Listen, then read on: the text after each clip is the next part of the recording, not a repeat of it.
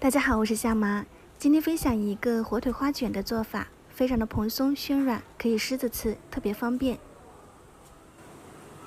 普通面粉250克，酵母2克，白糖5克，再用冷水给它搅拌成面絮状，揉成光滑的面团，给它盖上保鲜膜密封发酵。夏天的话呢，大概30分钟就可以了。可以看到体积变大，拉开里面有丰富的蜂窝组织，就代表面已经发好。放到案板上面，撒一点干面粉，揉搓排气。稍微给它排气后，再给它擀开，擀成面片状。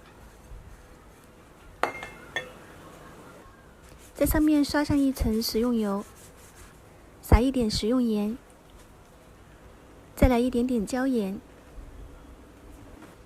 从上往下慢慢折起来，给它切成同等份的面剂。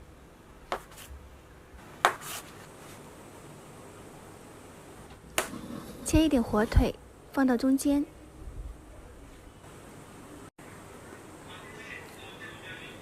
全部弄好后放到蒸店里面，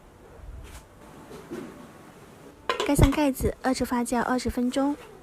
一定要看到体积变大，拿起来的手感轻飘飘的，然后再上锅蒸。